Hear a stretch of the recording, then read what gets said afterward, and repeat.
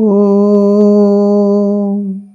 स्थापकाय च धर्मस्य सर्वधर्मस्वरूपिणे अवतारवरिष्ठाय रामकृष्णाय ते नमः। यथाग्नेर्दाहिका शक्तिः रामकृष्णे स्थिता ह्या सर्वविद्यास्वरूपां तां शारदां प्रणमाम्यहम्। नमः श्रीयतिराजाय विवेकानन्दसूरये सच्चित्सुखस्वरूपाय स्वामिने तापहारिणे। Namaste to you all. Today we are entering into the second chapter of Bhagavad Gita. An important chapter where you are peeled out like peeling out banana and taking out the inner stuff. When we go to temple in Hinduism, we usually take coconut and plantains. Coconut is Panchabhutas. 5, the outer shell, Agni Tattva, inside there is water, the Vayu Tattva, space, Akasha Tattva, kernel, Prithvi Tattva, Jala Tattva, all the 5 are there. And it is offered, and many places it is broken and offered. Let my body awareness go away. My identity, bodily identity, let it drop away. And plantain is offered, just like skin is removed. Inside the important Atman is taken out. I am off through banana, plantain, I am offering my inner self to God. Through coconut, I am requesting to break down my bodily identity. Give me my spiritual identity. I have forgotten my spiritual identity. I have lost my identity. This is the usually, now in Bhagavad Gita second chapter we are entering. An important thing we see first time Krishna is speaking. He is just listening to all the wisdom of Arjuna. He goes on telling, so many logic he presents. And then Krishna comes. Because his argument itself is making him collapse down. Last, Shasharam Chapam, all these things, he drops and sits. Rathopasto Upavishata. On the bare, lowest part of the platform of the Ratha, he sits. Lord is in front. He has collapsed, and there the second chapter begins. And whole of Bhagavad Gita, Sri Ramakrishna says, Bhagavad Gita is what Gita, if you tell 10 times, what it becomes? It becomes tyagi. So, sab kuch tyag kore, Bhagwan ke डाक. Renounce everything. And the first renunciation word he utters in this. Kutastva kashmalamidam vishame samupasthidam anarya justam asvargyam akirti karam Arjuna. How he takes up, you see. Next stroke is still more strong. Klaibyam asmagamah partha naitatvayupapadyate. Swamiji's favorite sloka in Bhagavad Gita. Don't become a eunuch. In Bengali, they usually, the one useless for everything, misfit everywhere, they call it na purush na stri, kuttekelo. So, like that, he is taking up. First is kutastva kashmalamidam, vishama. Vishama, most important time of decision. You take a final decision and go. At that moment, all through years after years you are preparing. Not 1 or 2 years, so many years. You are preparing for war. And last moment when the time has come and you are giving way, kutastva kashmalamidam vishame samupastitam anarya, which is not suitable for arya, a person whom we call gentleman, unfit for a man of normal wisdom. Anarya asvargyam, anaryam asvargyam. It is going to defeat your future, the next future. How did it come to you? There, renounce that person, lower self. The lower self which is trying to hold on to this world, renounce it. The higher self is there. Beyond is the eternal self. Higher self of buddhi. Later on he gives the buddhi yoga. Take up the buddhi yoga. How beautiful he goes. Last he presents the Sthita Prajna Lakshana. What will be the state when you know yourself? So he goes on opening, one by one layers and shows, what are you? Begins with kutastva and immediately he goes to Atma Tattva. Don't think we were never there, you are not there, I am not there. We were always there and will be always there. From there he starts, touches the Buddhi Yoga. In the very beginning of the Sthita Prajna Lakshanas, when we see Sthita Prajna Lakshana, there, Kurmonganiva Sarvashaha, how he will be withdrawing. And then there he comes, Indriyani Pramathini, Haranti Prasavam Manaha, Tani Sarvani Sanyamya Yukta Asita Matparaha. First time he uses the senses and mind which is uncontrollable. It drags and takes away.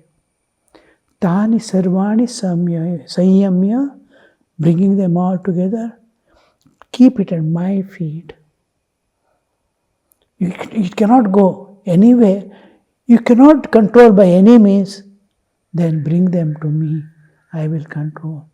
The chariot reins already given by Arjuna. That is giving, you take me.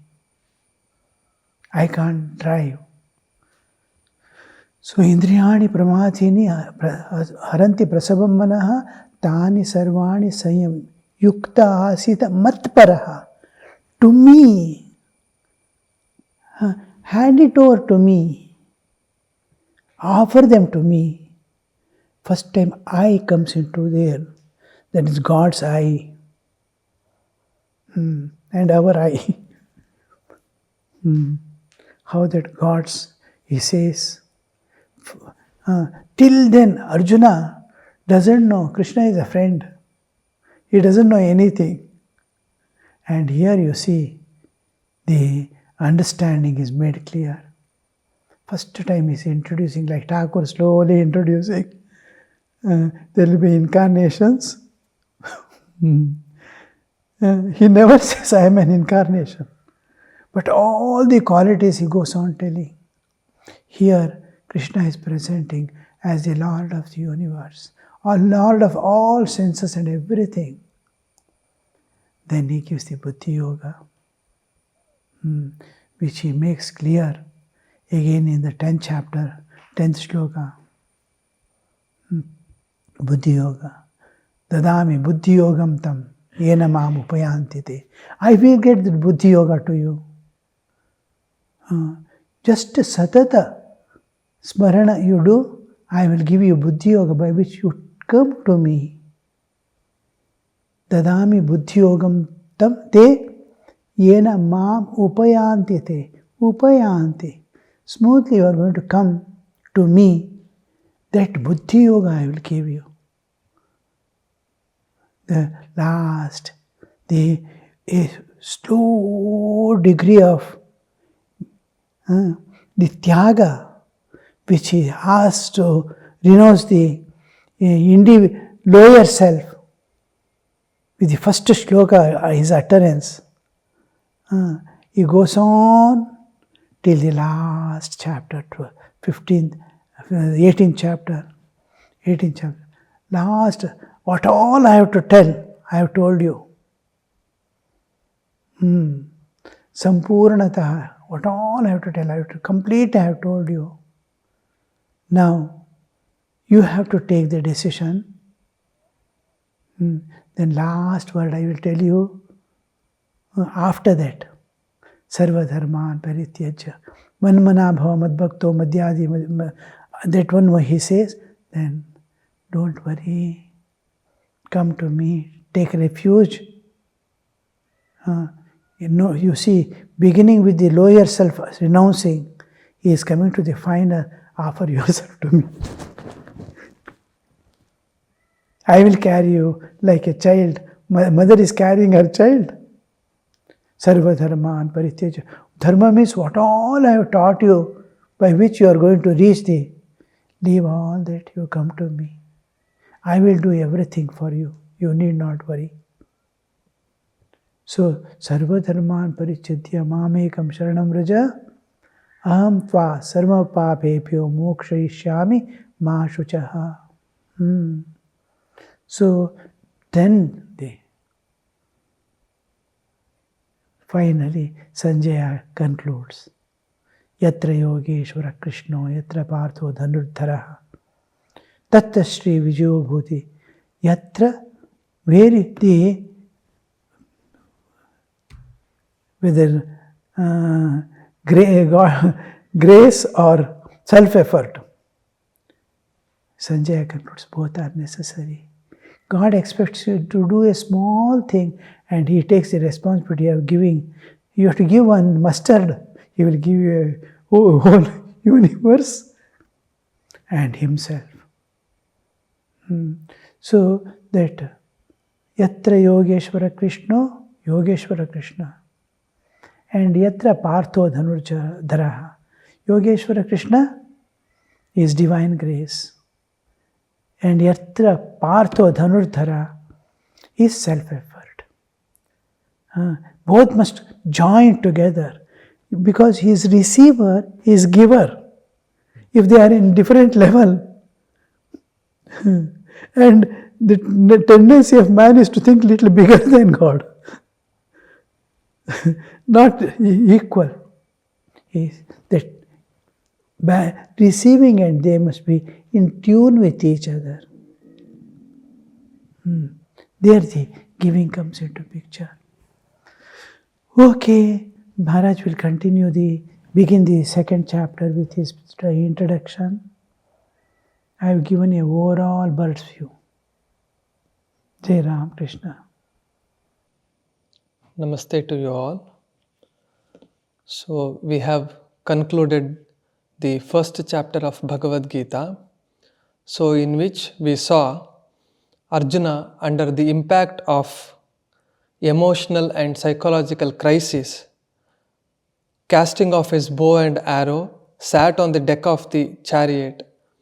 If we look at the life of any saint, say Tulsidas or Tukaram, Purandardas, it is actually the crisis, bitter experiences losses, or challenges of life that brings a spiritual transformation in their life and that makes them to turn towards God forever. So here, exactly the same thing with the Arjuna. With this crisis, that is the fear and anxiety of losing his own people, brought a spiritual conversion in him, and that brought him to in surrender to Lord Shri Krishna. The purpose of first chapter is it presents the basic human problem on the one side, and the second side is it introduces Lord Krishna as the universal guide, and Arjuna as the universal spiritual seeker. Every jiva which enters into this nature is driven by two natures, that is, one is external and one is internal. So the external nature remains as the self-preservation and preservation of species principle, which is common to all the species on this earth, whereas the second one is very unique to human beings. That is, there is internal nature, kama, krodha, lobha, moha, mada, matsara.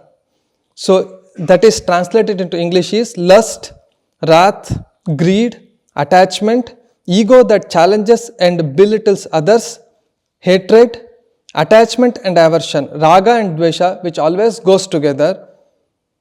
And these are the internal nature of human beings. The Sri Ramakrishna used to give one analogy in his Gospel of Sri Ramakrishna to explain the depth of attachment in human beings. Once, to destroy the demon Hiranyaksha, all the gods and goddesses requested Lord Mahavishnu to take form on this earth and to destroy Hiranyaksha.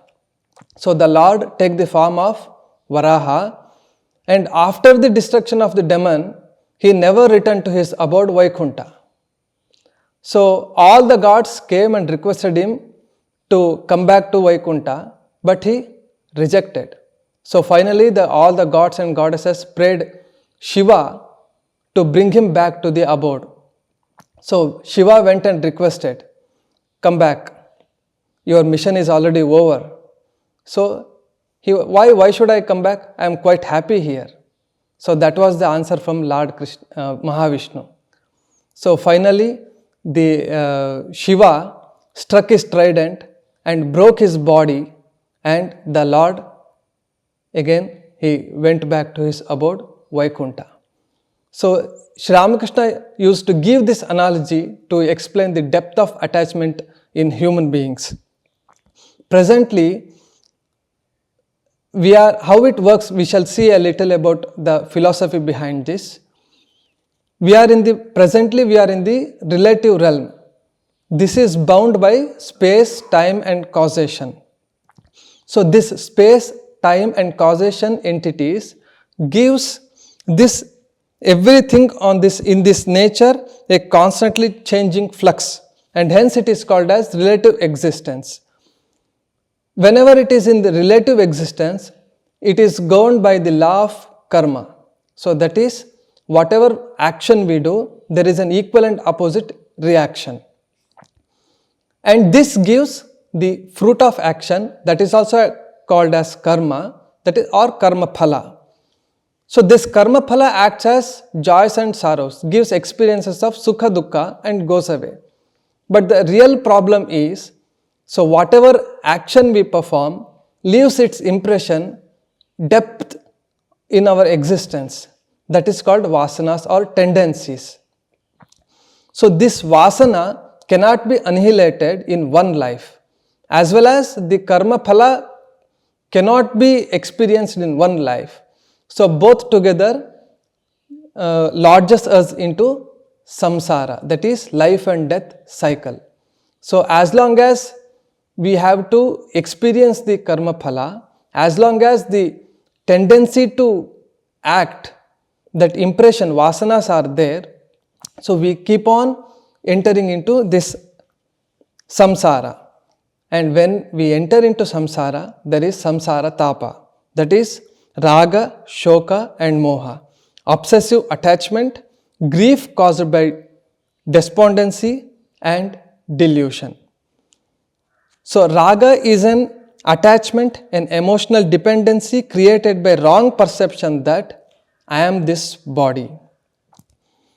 So we see Arjuna, the cause of Arjuna is he is identifying himself with this body which is going to perish.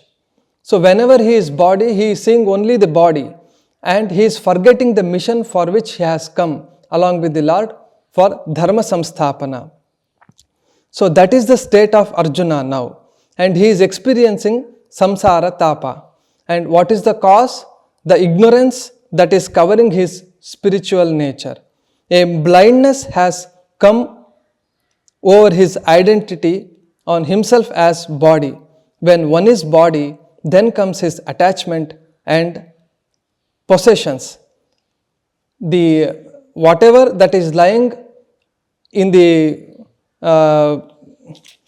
whatever that lies as an obstruction to his attachment creates aversion. So this makes one to fail perform his duty which is desired by Mother Nature as well as God. The first and foremost step is disillusionment. In Gospel of Sri Ramakrishna also we have just heard this story told by Sri Ramakrishna. So this deep-rooted attachment is to be uprooted first, then only the spiritual instructions can be given. And that is exactly what the Lord is going to do in this second chapter. So first, he annihilates his bodily identity and then he imparts the spiritual instructions in the chapters that is following. So this comes to every jiva in one or the other life. On entering into the second chapter, it is a common root of all spiritual paths and the source, the fruit and the culmination of all spiritual endeavor to reach the life eternal in the ocean of everlasting peace, bliss and absolute, which alone assures eternal freedom for entire nature. It is as if we are opening ourselves to the Lord to enter inside, and He cleans and He destroys our bodily existence and bestows the spiritual identity to us. And the rest is simply a matter of time, experiencing the spiritual experiences. But first and foremost thing is this bodily identity should be annihilated, destroyed. And that is done in the second chapter. So by this, we shall never look Bhagavad Gita as a historical conversation between Lord Krishna and Arjuna, or a poetical or religious scripture or philosophical discussion. So we shall see it as a experience, that is, as a destruction of bodily identity. And this Arjuna's total breakdown at the end of previous chapter is the crisis, and that crisis is once for all the end of the crisis of all attachment and attainment of supreme spiritual truth. And we shall see in the next class the verses and all. And by this I conclude today's just small introduction to the second chapter. Om Niranjanam Nityamanantarupam Bhaktanukampa Dhritavigraham Vai Ishavataram Parameshamidhyam Tam Ramakrishnam Shirasa Namamaha.